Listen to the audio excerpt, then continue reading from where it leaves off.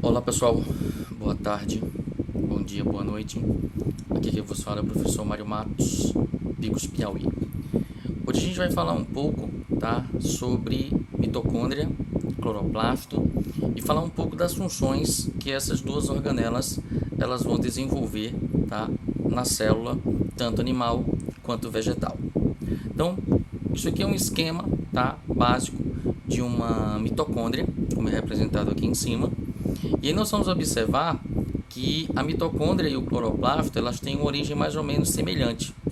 Então todos dois eram procariontes que foram capturados por eucariontes e não foram destruídos. Passaram a exercer, né, uma endossimbiose, uma troca de favor entre a célula. No caso aqui da mitocôndria, ela vai receber algumas substâncias, como o ácido pirúvico, e vai ser responsável pela produção, né, de ATP na presença de O2. E nós vamos observar que essas mitocôndrias elas seriam bactérias que teriam sido incorporadas. Tanto que a gente vai observar que nós temos aqui, né, como está sendo mostrado aqui, uma dupla membrana, uma membrana externa e uma membrana interna. Essa membrana externa ela tem origem a partir do eucarionte que incorporou, tá, essa mitocôndria, enquanto que a membrana interna é a própria membrana da bactéria. Nós vamos ter aqui projeções, tá, que no caso lá nas bactérias ela era chamada de mesossomo, e aqui nós vamos chamar de cristas mitocondriais, como está sendo demonstrado aqui. Já todo o preenchimento da mitocôndria ela vai ser feita pela matriz mitocondrial.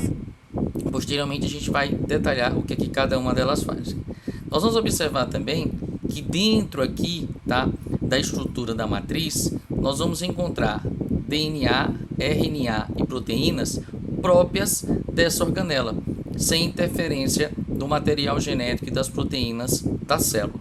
Então nós vamos observar que essa estrutura aqui, ela tem capacidade de autoduplicação, dependendo das condições que a célula viva e, obviamente, dependendo da estrutura que essa célula ela vai executar ou a função que ela vai executar.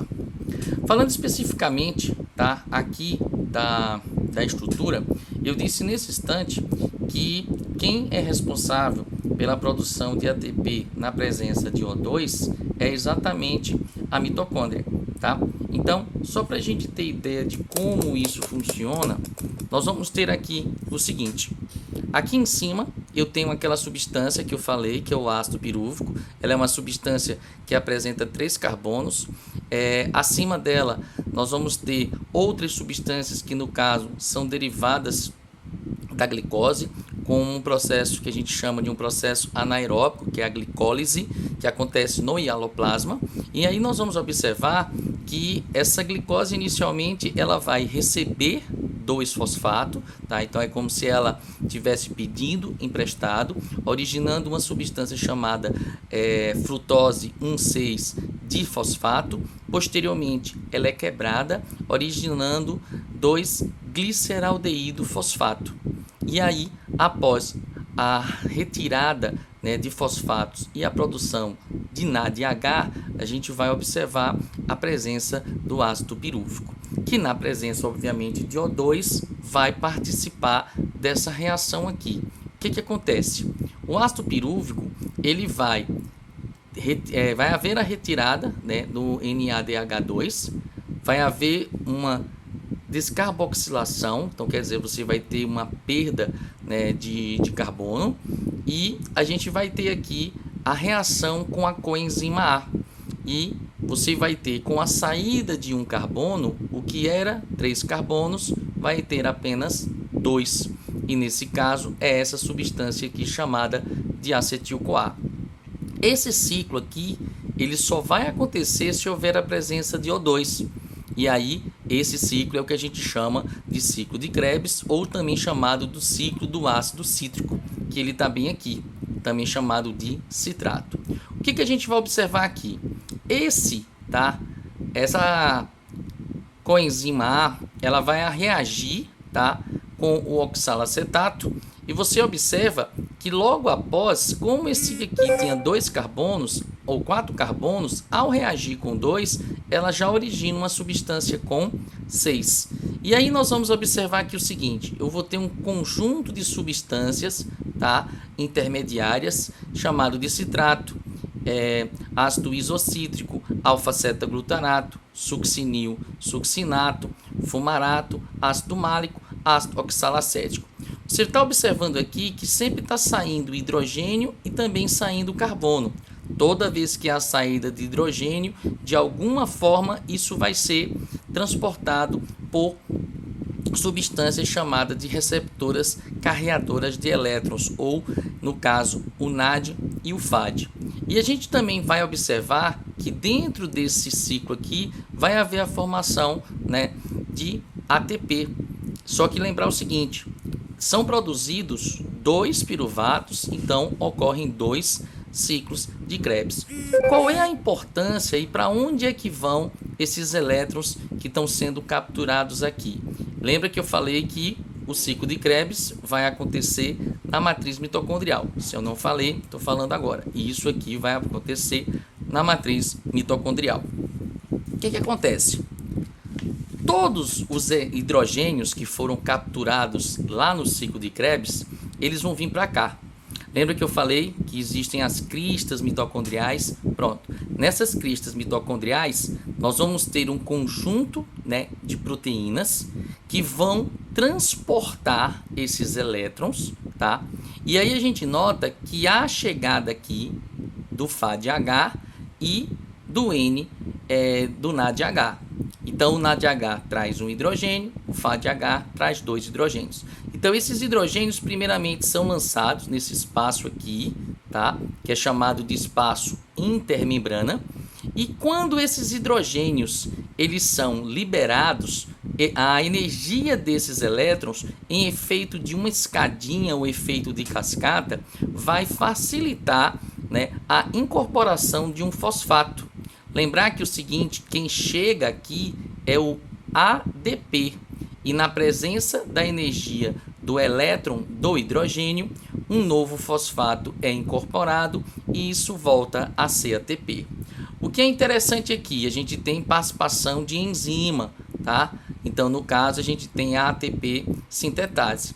O que é interessante é que a gente vai estar lembrando que isso aqui é H+, e isso não pode estar livre dentro da mitocôndria, senão isso iria tornar o ambiente ácido. Então, o que acontece? É onde entra a participação do O2. Então, o O2 ele reage com esse H+, originando água, já que o O2 vai ser chamado de aceptor final de elétrons. Então, nós vamos observar que para que haja o máximo de aproveitamento, o máximo de produção de energia quando se quebra a glicose, é importante que haja a presença do O2. Em média, você vai ter alguns autores falando que isso vai produzir acima de 20, 36, chegando até 38 ATPs por molécula de glicose. E lembrar que grande parte dessa reação que é feita vai liberar energia em forma de calor. E é isso que faz com que a gente possa manter a nossa temperatura constante. Beleza? Então, vamos entrar agora na próxima organela, tá? Que é exatamente o cloroplasto. Só para a gente fazer aqui um parêntese, não existem só o cloroplasto, existem plastos dentro da célula vegetal. E esses plastos eles podem ser de 2 tipos, os chamados cromoplastos e os chamados leucoplastos. Os cromoplastos são aqueles que apresentam cores e eles têm como característica produzir glicose, matéria orgânica, como ele também vai ter a capacidade de filtrar algumas substâncias, né, alguns raios que chegam, como no caso a xantofila e a eritrofila, que a gente fala em uma outra oportunidade. Especificamente aqui no cloroplasto, a gente tem agora uma cianobactéria, tá, que foi capturada por um eucarionte, e eu tenho o mesmo comportamento da mitocôndria, uma membrana externa e uma membrana interna. A membrana externa ela é derivada do eucarionte, enquanto que a membrana interna é derivada do procarionte. Dentro, tá, do cloroplasto, nós vamos observar a presença de tilacoides, que seriam pequenas vesículas, né, pequenas moedas ricas em clorofila, e é o local onde a gente vai ter a chamada fase fotoquímica, ou como alguns autores gostam, outros não, de chamar de fase dependente da luz. Já esse preenchimento aqui, ele vai ser feito a partir do estroma, que é onde vai ter a fase química ou fase não dependente da luz, pelo menos não dependente de forma direta, mas sim de forma indireta, já que subprodutos que serão produzidos aqui serão utilizados, subprodutos não, né? Produtos que são produzidos no tilacoide serão utilizados aqui no estroma.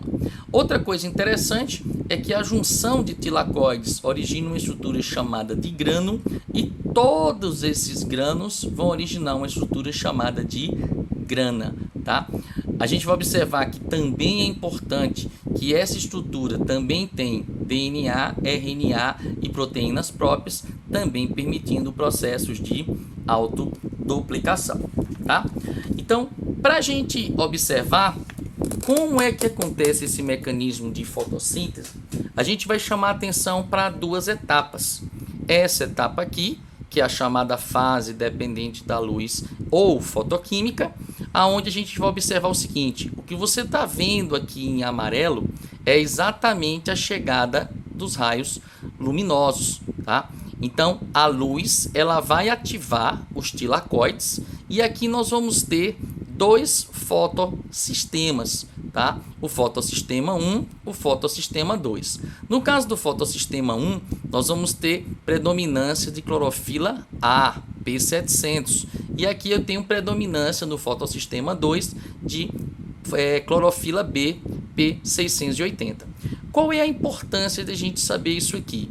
No caso, quando é o fotossistema, no caso da clorofila A, eu vou ter, o que acontece? Eu vou ter excitação, tá? Excitação da clorofila. Essa clorofila vai liberar elétrons, e esses elétrons eles vão ser responsáveis, né, pela formação de NADH. Outra coisa importante é que essa energia que é liberada aqui, ela vai resultar na síntese de ATP. Então, no lado de cá, a gente tem a presença, tá, de ATP. Da mesma forma que eu também tenho aqui no fotossistema 2 com clorofila B. Só que é o seguinte, os elétrons aqui, eles são reaproveitados. Já no fotossistema 2, a quantidade de energia é tão grande que os elétrons eles saltam, tá, do último orbital e são capturados pela clorofila A. E outra coisa importante é que aqui no fotossistema 2, além da produção de ATP, eu vou ter um mecanismo chamado de fotólise da água. Então eu vou utilizar energia para quebrar a molécula de água para liberar hidrogênios. E o que é importante também nessa fase clara, a liberação de O2. Esse O2 é liberado na atmosfera. Outra coisa que é de suma importância é o seguinte: eu falei que a fase escura, tá, ou fase não dependente da luz de forma direta, mas de forma indireta, ela vai utilizar essas duas substâncias, tanto o ATP quanto o NADPH, que no caso esse hidrogênio que está aqui, ele vai participar do chamado ciclo de Calvin-Benson, ele vai participar do ciclo de fixação do CO2, exatamente para que haja a formação de matéria orgânica, dentre elas a glicose.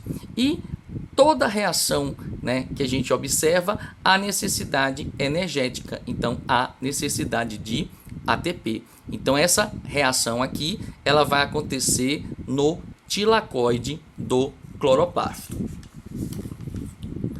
Então, aqui é só para a gente observar que logo aqui em cima eu tenho exatamente essas substâncias, tá? O NADPH e o ATP, que vão ser produzidos aqui no tilacoide e vai para o ciclo de Calvin-Benson, que é exatamente esse aqui.